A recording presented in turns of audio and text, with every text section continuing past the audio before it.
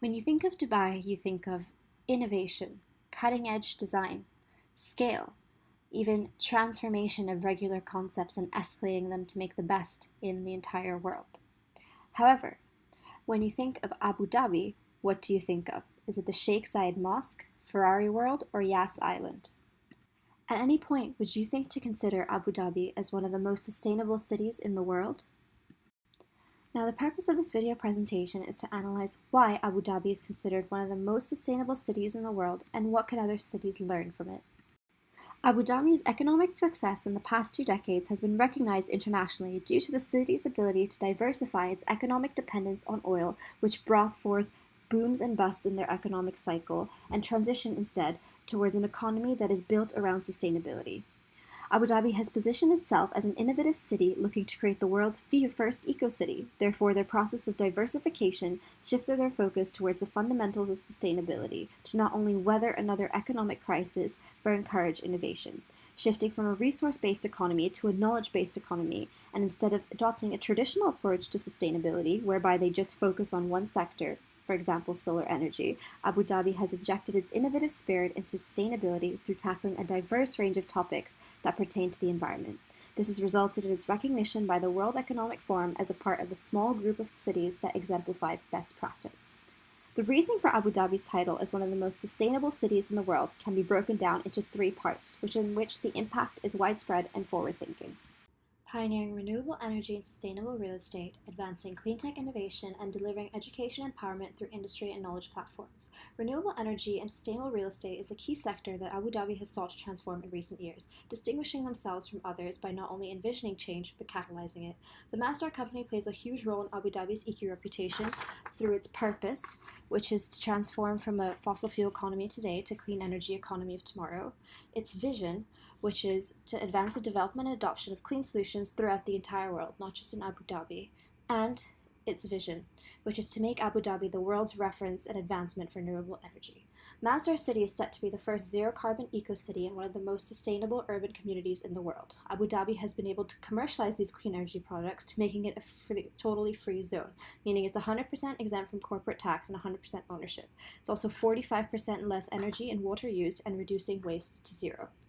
Furthermore, to tackle the heat of the desert, the development of the Middle East headquarters of Siemens in Abu Dhabi saw an erection of 45-meter Teflon-coated wind tower that not only adopts the increasing trend of solar energy, but takes it a step further using this technology to channel cooling breezes. The IRENA building also makes use of Abu Dhabi's green supply chain, with low-carbon, locally sourced sustainable materials including recycled steel and aluminum. It requires 50% less water and is 64% less energy used than typical Abu Dhabi buildings. As a comparison, you have cities like Copenhagen, which is also ranked one of the greenest cities, as it aims to be carbon neutral by 2025. However, Abu Dhabi goes a step further by transforming energy around the world, as it recognizes its positive impact should not be limited to its own city. The scope of Masdar's projects are worldwide, from a Samoa wind turbine to Serbia's Tesla wind farm. Abu Dhabi's reputation is a result of its drive to transcend borders with its impact and the encouragement of future solutions through foreign investment to continue to accelerate its sustainability initiative. Abu Dhabi has also branched out from traditional renewable energy methods and into the ever-growing tech space. With the growing transformation of transport, companies such as BMW have focused on electric cars, while Tesla has focused on driverless cars. Abu Dhabi goes a step further by combining these two to create a Jetson-style driverless cars that shuttle passengers between buildings. The city also earns its title as sustainability leader by breaking ground in brand new technologies such as the world's first ever offshore wind farm in Scotland called Hywind. Through consistently seeking to innovate rather than adapt tried and tested technologies, Abu Dhabi faces clear first-mover advantages, especially brand loyalty, which allows it to gain recognition for its efforts. It also has the potential to chase economies of scale, which stimulate cost efficiency to further fund and invest in research and development. While first movers often face the threat of fast followers, the situation can actually be analyzed as mutually beneficial, because Abu Dhabi is able to remain the leader, but the adoption of the technology by followers only creates an even more positive impact on the environment. Now, the most distinctive factor of Abu Dhabi's sustainability initiative is its heavy focus on delivering knowledge through investment in education. It recognizes the power of people and communities to instigate change, and by diversifying its efforts, unlike others, Abu Dhabi doesn't just invest in physical sustainability, but also people to ensure long-term viability. An example, the Wiser initiative accounts for the fact that sometimes women as a group are often overlooked when it comes to brainstorming, and therefore it gives them a platform to voice their ideas and encourage diversity through a wide range of people. Abu Dhabi Sustainability Week encourages diverse people from across the world in all backgrounds and disciplines to come together to express their ideas. Diversity of the event allows for a multi-perspective view on sustainability challenges, creating a breeding ground for innovation. So what can other people learn? Well, on a general level, cities can learn a few key points. It's about not completely eliminating dependence on something like artificial light or water, but striving to incrementally lessen dependence. Oftentimes, sustainability seems daunting as cities pledge to do more than possible. The importance of education and empowerment is a key lesson to take away.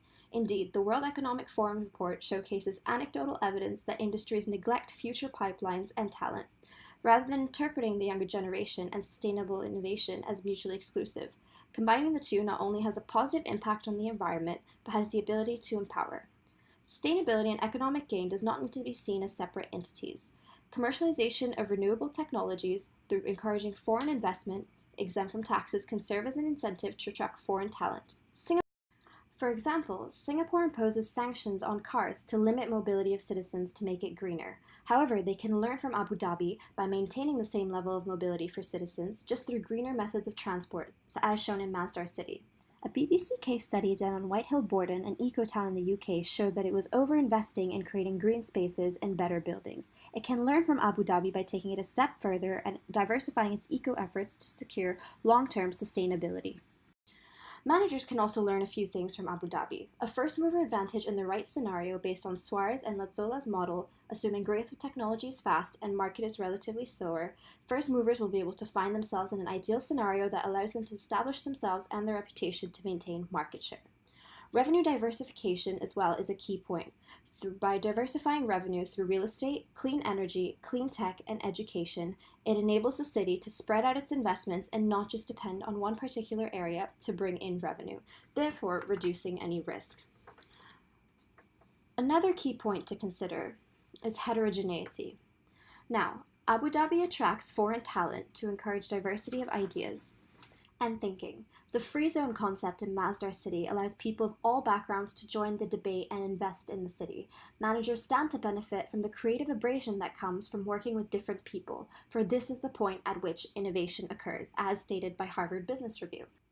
Using a case study based on two real-world examples, a huge company such as Shell incorporates a Bright Ideas Challenge that only limits its scope to schools and children to come up with cleaner energy ideas. However, they can escalate this further by learning from Abu Dhabi's Zayed Future Energy Prize, which covers corporations, SMEs, NGOs, and global high schools. This showcases that one can actually increase their impact by simply analyzing the different consumers affected by the cause. Aside from economies of scale through first-mover advantages, there's also potential for increased consumer satisfaction. A Unilever report indicated 1/3 of consumers prefer sustainable brands. This would engage your company with a social message that doesn't only increase satisfaction, but potentially spur customer retention as well as loyalty to maintain market share. Companies such as Uber and Airbnb are already adopting these types of styles and can go a bit further in Abu Dhabi's steps by adopting other smaller measures such as education. Now, as for the future, the pace at which Abu Dhabi is growing through its sustainability initiatives makes it clear that its leading position is due to its diversified focus on several factors to address challenges that face these sectors not just within the EU, but across the entire international market. If cities looked at Abu Dhabi as an example, they too could realize the commercial potential of clean energy and the value of delivering projects not just locally, but internationally. In doing so, the future faces beneficial advancements in innovative and viable clean technologies, as well as the development and diversification of economies through new revenue sources. Thank you very much.